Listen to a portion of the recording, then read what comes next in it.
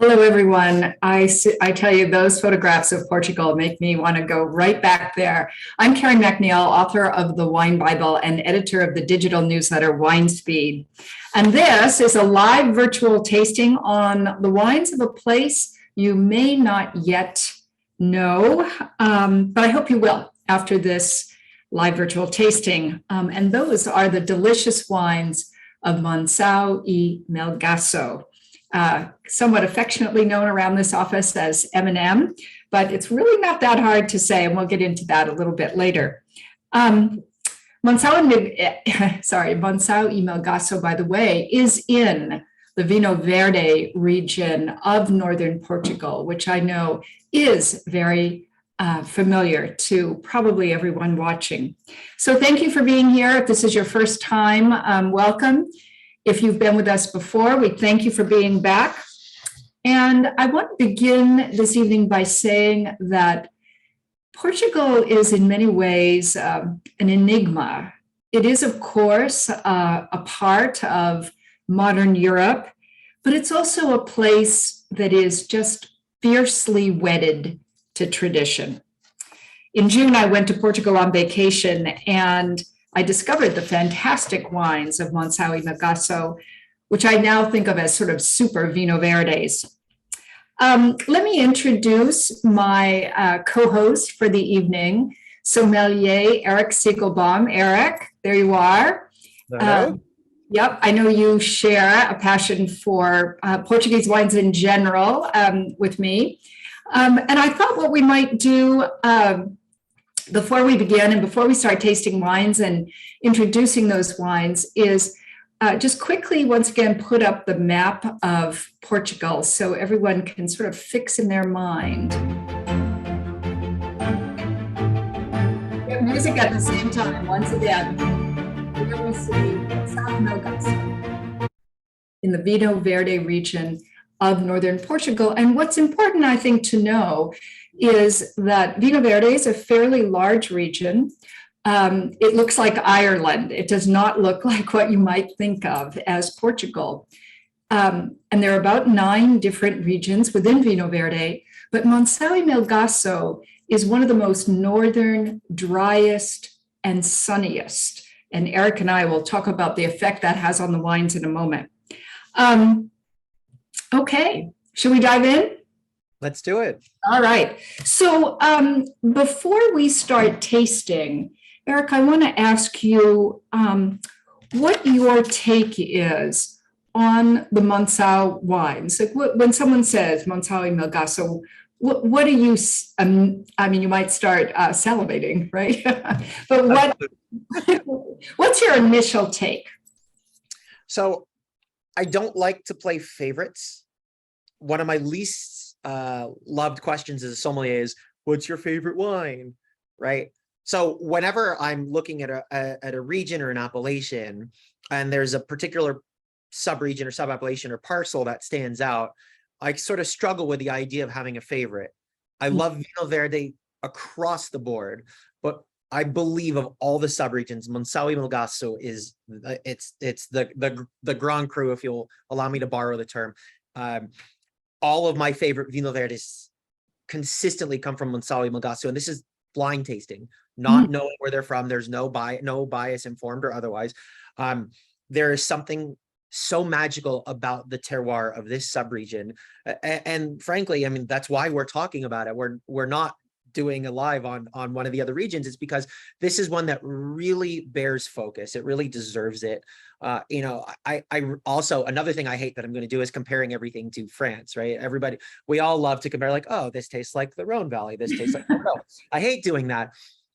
But as an amalgam, when I think about Monção e Melgaço, I think about the Burgundy and sub-appellations. And like, to me, this is like what Chablis Grand Cru or Premier Cru is to Burgundy. Monção e Melgaço is to Vinho Verde. Oh, yikes, that's a big statement. But I think I'm pretty with you here because, I mean, the words that come to me are, you know, crushed minerals and incredible racy freshness and almost a sea salt crunchy acidity and just this lime zest bullet train coming through the wines, all of which, it's hot here in the Napa Valley right now, and I'm drinking these wines, and they taste just perfect, given the temperatures of summer. But really, I love refreshing wines any time of year. Let's talk about grape varieties for a second, because people may not realize that Portugal has first of all, it has about 350 grape varieties, 250 of which are indigenous grape varieties that were probably Phoenician in origin, because you don't see these grape varieties in other parts of Western Europe. Phoenicia, right? The old area that is today mostly Lebanon, but Lebanon, Syria, Israel, that part of the Near East. And one of those varieties, Alvarinho, is the leading variety here. So it's also known as Albarino in Spain. So tell me your thoughts about Alvarinho flavor, Erik. Well, I have to say, at nearly 2 decades of being a sommelier, my thoughts on Albarino changed dramatically in the last few years, given some intensive immersion in Vinho Verde, visiting multiple times and tasting the wines. When we're studying, we've got like, this is what Alvarinho tastes like. It's, mandarin blossom and, definitely bright, high acidity and some citrus notes. But like, if you don't get that sort of sort of tangerine mandarin note, like maybe it's something else, right? That's what we're taught in the conventional sommelier school world, what Alvarinho is. But then when you taste the wines from Monção and Melgaço, from one vineyard to the next, from one estate to the next, I mean, Alvarinho is the most important grape of that region, and you realize how immensely versatile it is. And this is why I likened it to Burgundy. Not that I'm saying they taste the same, but with how variated Chardonnay can be depending on where you are in Burgundy, so too can Alvarinho be in Vinho Verde. And Monção and Melgaço, to me, produces the best of the best. Yeah, when we think of that region, and we did see some wonderful beauty shots right in the beginning, but I think when you and I hear the words mountains, dry, and sunny, we're already thinking, okay, yeah, this is going to be really good, right? So translate, I'll say what that means for me after you say what that means for you. Mountains, dry, and sunny. All right. Mountains, I'm thinking high elevation. High elevation means bigger changes in temperature from day to night, cooler in general. It takes longer to get warmer. It gets colder more quickly, which prolongs the ripening season. So if you, I think about flavor as a tangible shape. So if flavor is a sphere, it might be soccer ball sized at, sea level and beach ball sized at elevation. The color and the shape are the same, but just the intensity of it changes. So first of all, high elevation, fresh, longer ripening period, more phenolic development. So just more complexity and flavor going on for sure. Dry, when vines struggle, to quote a friend of mine, a fantastic sommelier, Peter Neptune, he says all the time, vines don't care that you make wine from its grapes. That's not a vine's reason to live. A vine's purpose is, or any plant's purpose is just to propagate its genetic progeny. And vines, much like people, I am not a parent, but for those of you that are, I would imagine that if you're in a situation where you're resource starved and either your kids eat or you eat, most parents are going to feed their kids. Well, vine is the same way with its grapes. So when we're looking at a dry region where water is potentially limited, then the vine is going to put all of that energy into its grapes, its genetic progeny, its future. And we take those grapes and we crush them and we turn them into wine. So it just simply means that we get better juice from it. And wait, what was the third factor? We had high elevation, dry, and Sunny.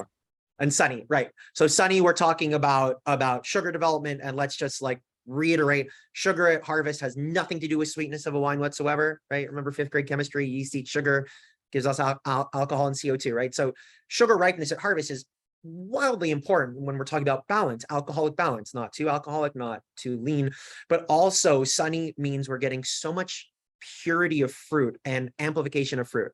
I can see you just fine. I'm a moderately sunny region.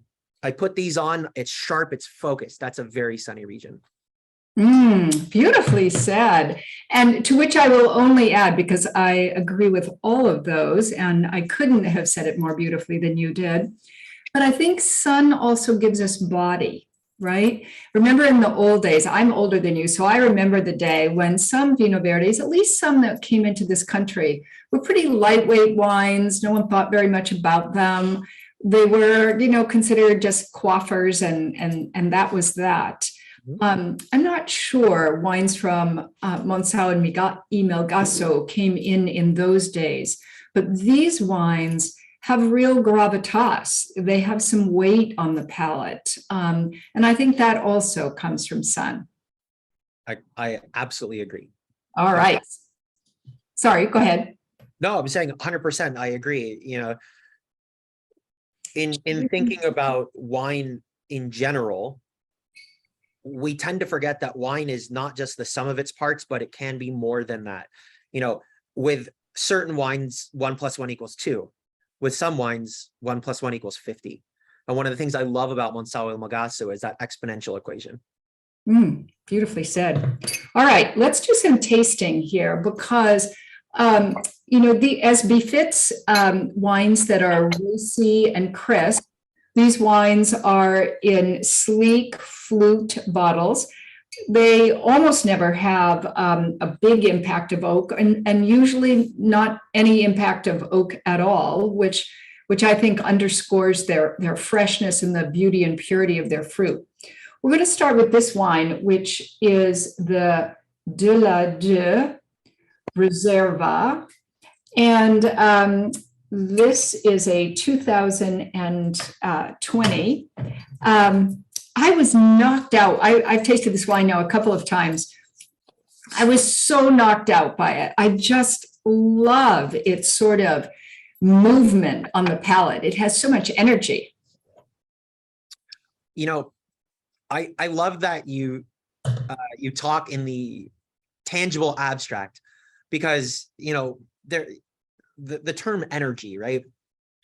I think that's more of a visceral feeling, right? Because what is that like? Energy, we know what it means electrical wise, but when it comes to individuals drinking wine, we all have our, I would imagine, fairly similar understanding of energy. And I think that's absolutely perfectly expressed in this wine, right? It's almost like an electricity, like you feel like a tangible tingle on your tongue. And that's not it's not because it's an old school style of Vinho Verde that might have purposeful slight little spritz, but there's like a verve, or I believe the term that you use, because your book is what made me pass my sommelier exams. Nervosity, what I believe was the term that you taught me in writing. But it's just got so much going on that cannot be attributed to flavor. Like we can talk about the citrus notes. We can talk about the gentle sort of like leafy floral notes, but then there's this whole other section of flavor that's more feeling than tangibly describable taste. And I think energy is the most perfect way to describe that. And that's one of the things that draws me always to Monção and Melgaço.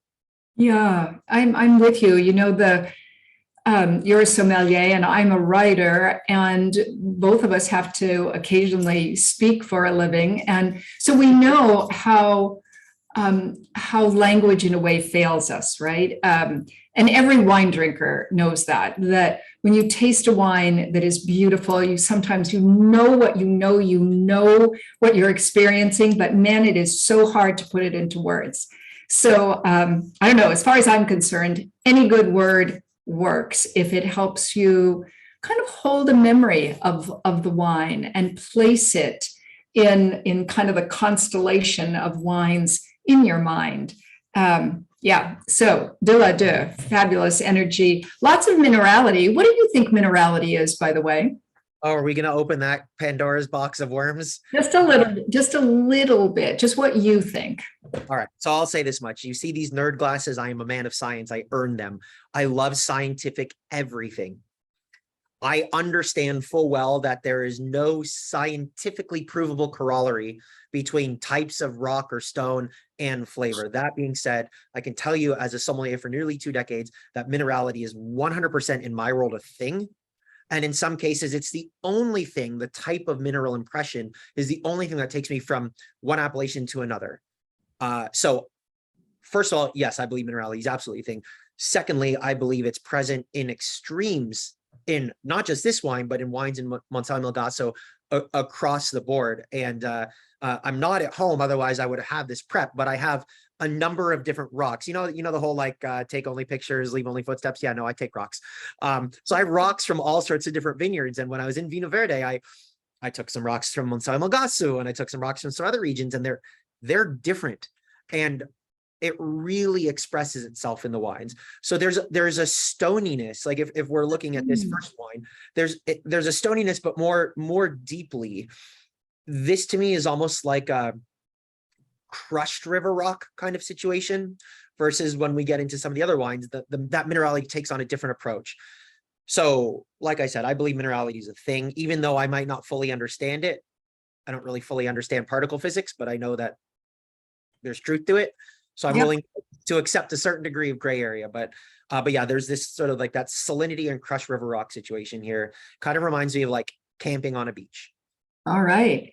We've got two great questions coming in. I'll take the last one first. Teresa is asking, what do you think is providing that energy? You know, Teresa, the easy answer that people sometimes say is acidity, because acidity has a kind of verve and freshness to it. But I actually think it's more than acidity, because lots of wines have acidity. Like Erik, I think that there's much of what we truly love about wine hasn't been explained by science. The fact that it hasn't been explained by science doesn't mean it doesn't exist. It just means it hasn't been explained yet. So what is a sense of aliveness? I don't know how I would say what is contributing to that, but I know for a fact that I could put in front of you, Teresa, a wine that I believe to be sort of dead, and a wine that possesses that sense of energy and almost animate beingness, a wine that really talks to you. So that's where we are on that. But Edie also, who was with us, Erik, when we did the Vinho Verde tasting, is saying, can you, and I want to throw this question to you because I know you love this wine, can you compare this De la Deux to the Solero Vinho Verde we tasted a couple of weeks ago? What would you say? Because I know you really like both of these wines. I really do. Okay, so the Solero to me was much more in the lemon citrus kingdom, and a little bit more salty, like green olive, caper brine, or like caper berry. And the minerality there was much more chalky for me. This wine is pitching a little bit more to the orange and grapefruit version of things, you know, tangerine, mandarin, a little bit of really like pink grapefruit, not like white. And the florality to this, to me, is a little bit more yellow flower rather than white flower. This is more like, it's not honeyed, because honey, now we're talking about botrytis and late harvest and all that stuff. There's no honey tone, but it reminds me of honeysuckle and some yellow flowers. But we're like splitting hairs on distinctions, because I believe if you were to sort of put them into flavor boxes, these both would exist in the same box, and then we're just sort of waving in the current of what's inside that box. Yeah, and I think if you had them both at, let's say, I don't know, both at dinner and just a glass of each, I can imagine myself, I would keep going back and forth to both of these wines, because they're satisfying some elemental desire for the same kind of beauty, raciness, mineraliness, sea saltness, ocean freshness. I think they're both doing that. So go ahead. How geeky and abstract can we get here? I think you can keep going. All right. These wines have a similar IQ, but a very different personality, right? The IQ doesn't tell you anything about personality, but it's a tie that binds. So that would be my somewhat geeky abstract version of how to compare the two. Erik, I'm going to really think about that. Don't tell me I have to steal a line of yours now, but Oh I'm my God, that would be a career dream of mine. Please take it. It's yours. It's yours. all right. We got to keep going here, my friend. Let's taste the Portal do Fidalgo. Let me hold this up so that everyone can see it. This is also a 2020. And I want to say that one of the things, we're still in the world of Alvarinho, of course, one of the things that Portuguese white table grapes are known for is pretty magical. And that is that scientists say that they have learned, and they actually use that word learned, to hold on to their acidity, that they've evolved over centuries in a relatively warm climate to actually hold that acidity and not respire it off. So we're again in the world of lots of freshness. Although I think this wine for me, let me take a look at my notes here, is maybe a little mellower, not quite as, I want to say geographic on the palate, a little bit more spherical. Your take? No, I would absolutely agree. You know, when you're talking about holding on to the acidity and the freshness, I would agree with that statement, but I would also suggest if we look at production in Vinho Verde and specifically Monção and Melgaço, I think maybe once I tried a wine that saw like 20% oak, if that. So like we don't see oak, we rarely see mallow, we rarely see batonnage, and these are three things that basically soften the sharp edges of acidity, or in this case, the brightness and the freshness of it.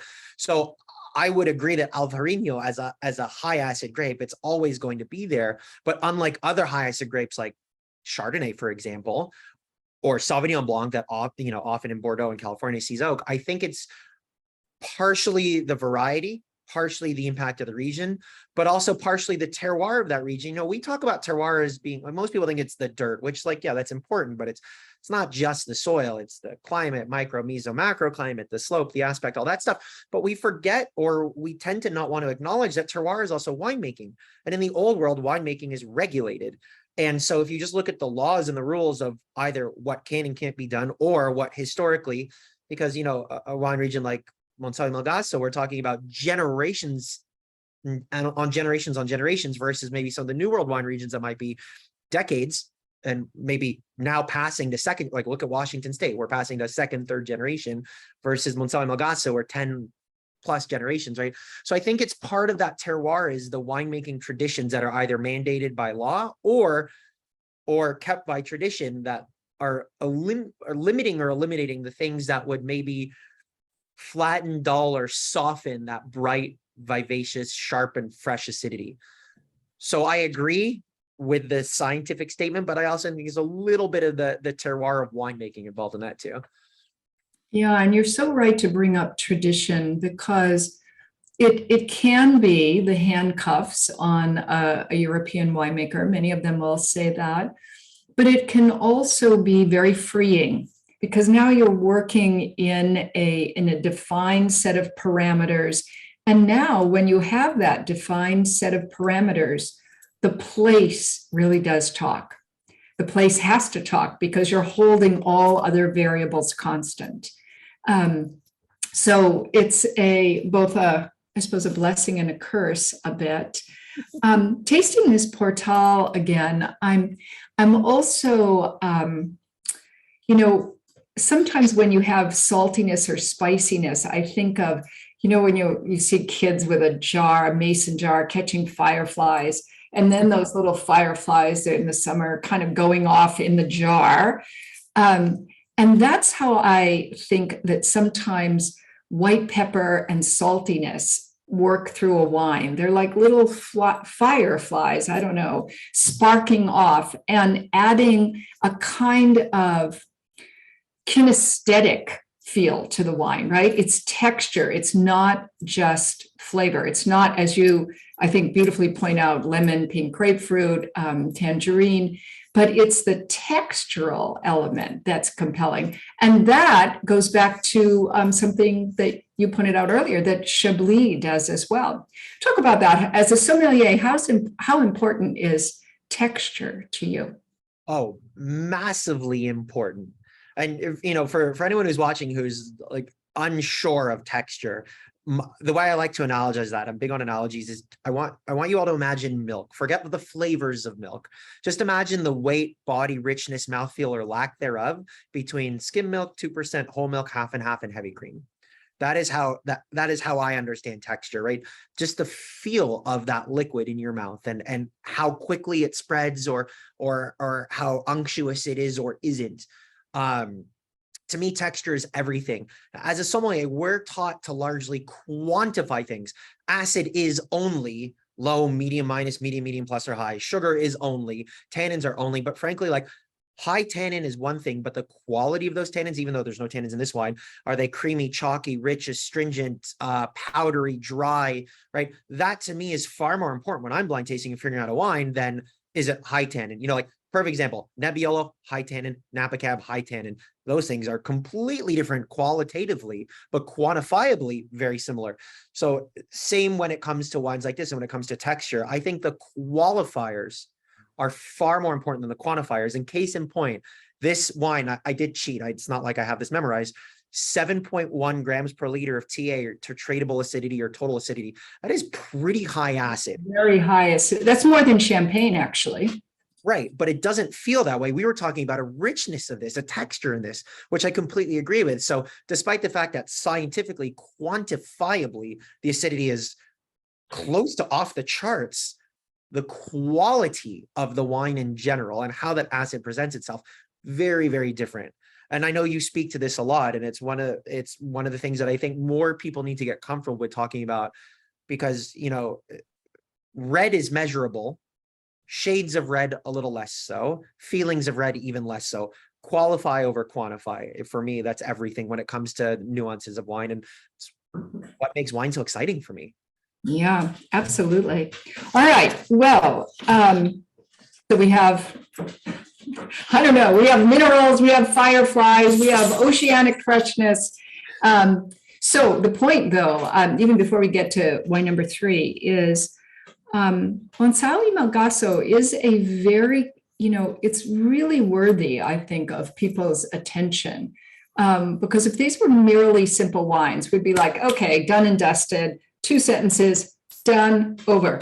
But that's not the case here. I'm very excited that these wines are starting to come in greater numbers into the US just now. I mean, it hasn't been true in the past. So let's go to the Velados de Melgaço. Let me hold this wine up. If you are Portuguese, I apologize for my poor Portuguese pronunciation. This is a 2019. Wanda is asking, by the way, why is the wine so clear or very light in color?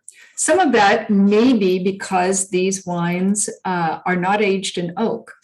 The other part of that is that, of course, every grape variety, just like every person, has genetically a coloration to their skin. And Alvarinho is a light-skinned grape. Erik, you want to jump in on that at all? I mean, to me, that's most of it. It's light skin. B, white wines, especially in Monção and Melgaço, are not made with any kind of skin contact. But also, you're talking, I believe Wanda's question was about the Provam, the Porto de Fidalgo. So that's a 2020, that's relatively young. I mean, if you think about that, that wine was harvested 2 years ago next month-ish, and probably spent, I don't know, I'm guessing 8 months or so, 9 months in stainless steel after a few weeks of fermentation. So we're talking about something that's only really been on market for a year, and, made it without oak in a non-oxidative way, that then, that color just doesn't come out. White wines, as they get older, get more colorful. Red wines, as they get older, get less colorful. And actually, since we just poured it, if you look at the Valdos de Melgaço, I don't know if you have these wines in front of you, Wanda, but you can see this is a much more sort of richly yellow toned. And that's just, this is a 2019. It's got a little bit more age and perhaps made in a more oxidative style. You know, we should say though too, and Wanda, you may already realize this, of course, but I think one of the things that we in the business always are guarding ourselves and making sure we do not make this assumption, and that is it's a natural tendency to think that wines that are darker in color, more powerful in color, will be more powerful in flavor. And that is not true. Color and flavor intensity are not correlated, not related. You can have the lightest colored Riesling in the world that can be just galvanizing and just riveting. Same with Albarino. The light color is not a reflection of the intensity of the wine's flavor. Yeah. Thank you for speaking to that, Karen, because I will tell you, one of the more frustrating recurring interactions of my days in restaurants as a restaurant sommelier, which I am no longer, with consumers, is a misassociation of color with some other property of the wine. I can't tell you how many times I would pour a red wine to proof and they'd be like, oh, look at that color. That's going to be full bodied and great. I'm like, no, that just means it's pigmented. That doesn't mean anything. So I'm so very glad that you spoke to that, because this is why I'm not a sommelier, because I would have been like, hey, bud, come on. These things are not related. Never mind. There are delicate ways to handle that. All right. We got to talk food, Erik, because Monção and Melgaço wines have a huge range for food. Where do you instinctively go with food? Okay. I instinctively avoid the easy, low-hanging fruit of mollusks, crustaceans, oysters, mussels, whatever. There's plenty of that in Monção and Melgaço. And the wines go really well with that. I mean, they're on the Minho River, they're close to the Atlantic Ocean. There's a lot of sea influence there and incredible stuff. Bacalhau, ironically, cod isn't even Portuguese, and it's not coming from anywhere near there, but you know, salted cod and all that stuff.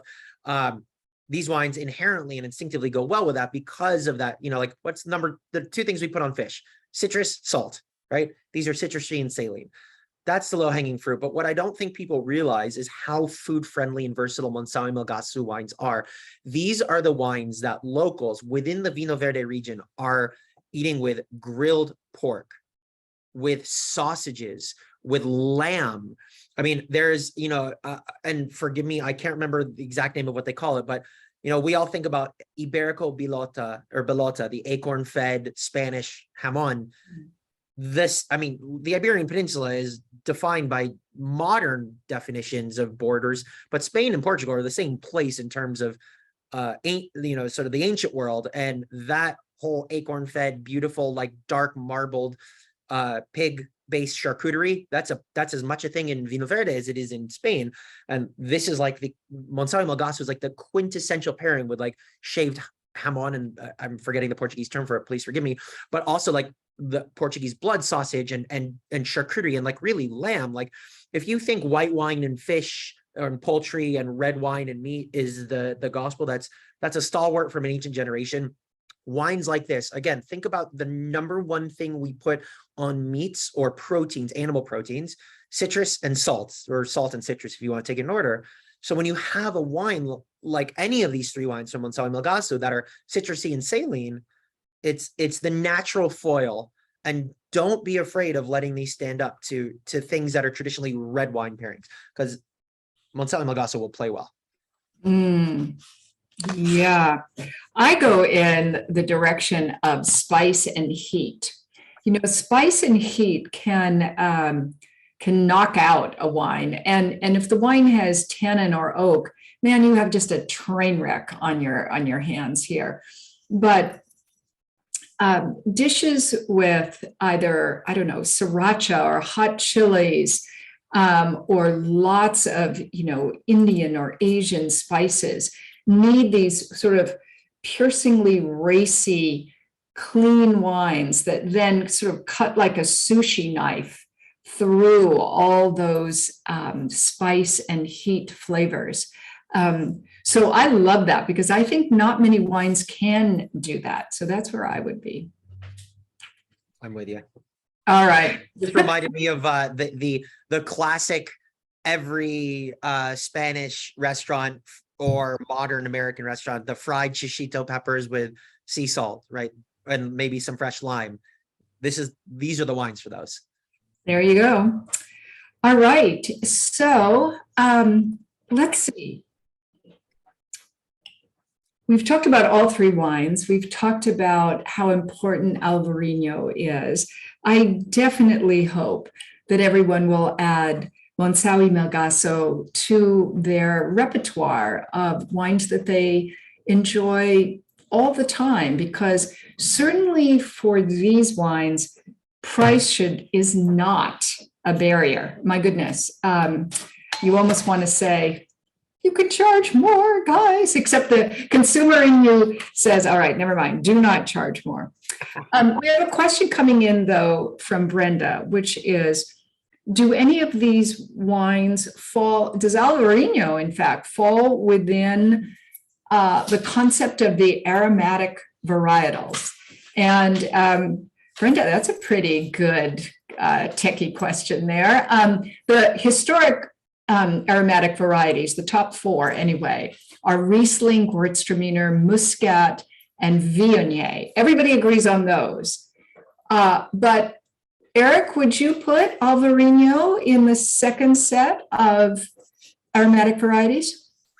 I wouldn't, but I want to be clear that's not a disparagement of Alvarinho.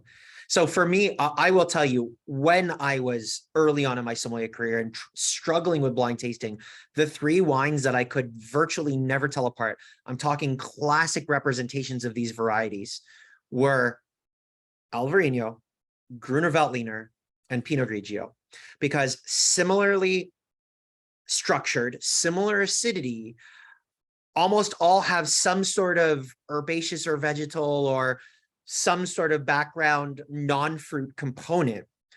And so for me, I can remember like having glasses of all three in front of me and saying out loud, this is Alvarinho, this is Gruner Veltliner, this is Alvarinho. I'm just doing this for hours to try to understand it. So I wouldn't consider these aromatic, but I think it's important to note that me as a sommelier, my definition of aromatic might be a little bit different than a consumer. And moreover, I think there's a correlation between aromatic varieties and complexity that is misunderstood. We tend to think of the most complex wines as not complex. I'll give you an example. If you smell a New Zealand Sauvignon Blanc, most people will be like, oh, that's definitely New Zealand Sauvignon Blanc, therefore it's not that complex. No, it's because New Zealand Sauvignon Blanc is so complex that you can smell it and know this is what it is. So when I think about aromatics and complexity, I actually think of it in a converse way maybe than most people do. So that's a long way of saying, Brenda, no, I don't consider this a highly aromatic variety, but I don't think it's a non-aromatic variety. Things like Melon de Bourgogne, the variety of Muscadet, for instance, Loire Valley. To me, that's not a very aromatic variety. In fact, when I'm blind tasting, it's like, I don't really taste a lot, but I get some acid and some structure. I'm like, oh, it's probably Melon, right? This to me is like sort of in the middle. Yeah, Brenda, I get where your question is coming from, because I think there should be kind of a second tier, not as aromatic as Riesling, Viognier, Gewürztraminer, or Muscat, but certainly whites in particular that take a lot of their character from the beauty of their aromatics. And I might put into that set Gruner Veltliner, which Erik just mentioned, Sauvignon Blanc, Alvarinho. It'd be interesting to maybe you should do it, Brenda, set up a set of, sort of descending varieties in terms of their how much aromatics play in their first impression. Robin is asking, are there also red Vino Verdes, and can you share about the reds? I'm going to, Erik, let you take this, but I just want to say first that the very first time I had red Vino Verde was like it was like 1979, and I Oh boy. I was 2, but somehow I was in a truck stop in Portugal, and people were not people, truck driver people who were drinking something. It was like, I don't know, 9 a.m. They were drinking something out of white bowls, and I thought, being the the writer, I'll have one of those, I say. And the bar guy looks at me like, no, you won't, lady. I can't forget. Because I'm thinking, okay, it's like some special Portuguese coffee or something. Anyway, it turned out to be red Vinho Verde. I persisted. He gave me a taste. I thought, wow, red Vinho Verde is different today. And it's not a truck stop wine. You go now. Yeah, I'm so glad you mentioned that. The first time I had red Vinho Verde or Vinho Verde Tinto, I was at a Tasca, and Tasca is like the Portuguese, like local mom and pop. Like the owner is probably the cook, or it's his mom. They're also, the servers, the dishwashers, the everything, right? Like the Tasca is like the quintessential, like, like grilled sardines and like just like very local, rustic in the best way possible. And the first time I had Vinho Verde Tinto, it was at a Tasca. The water was poured in the wine glass. The wine was poured in a little coffee cup. Yeah. I guess that's just how they do it. So yes, red Vinho Verde is a thing. It's not the most common. It doesn't see a lot of export. It's typically based on the grape variety called casta. So the Portuguese term for grape variety is casta. Espadero. By the way, if I'm mispronouncing anything, anyone who's Portuguese, please correct me. But Espadero is one of the most important red grapes of Vinho Verde Tinto. Also Padeiro, Alvarejo, different than Alvarinho, Boraçal, Vinhão, Amaral. These are all like indigenous Portuguese red varieties that you do see in Vinho Verde Tinto. But the reality is, and I don't know the exact statistic, but from an export standpoint, I don't think I've ever seen a red Vinho Verde in the United States. Not saying they don't exist here, but in terms of production, Vinho Verde is like something like 92, 93, 94% white, maybe more. You'll have to fact check me on this. But Monção and Melgaço, because of how well Alvarinho does there, is like 98, 99% red. If I'm not mistaken, I might be off by a couple percentages, so please fact check me. Yeah, no, I'm with you. I think most of the Monção and Melgaço wines in the United States and the Vinho Verde wines in the United States are white. And, I have to say, as someone who drinks white wine every single day, there may be a little bit of a white wine bias in this country. You hear people say sometimes, oh, red wine, I think, yeah, I love too. But that line, that beautiful form of a really exquisite white wine is, you only get that in white wine. So those of us who love wine, I guess, have to love both styles. But when it comes to Vinho Verde, Monção and Melgaço, I'm in the white camp. All right, Erik, it has been great to talk to you as always. You're so fun to talk with, my friend. Thank you for taking time out and discussing these wines with me. We both hope lots of people taste them more, because they're really worthy of a little love here, of attention, of purchasing. I promise you won't be disappointed. So for me, thank you so much. And Erik, thank you. Thank you. And we'll see everyone next time on Taste with Karen Live. I'm Karen MacNeil. Thank you.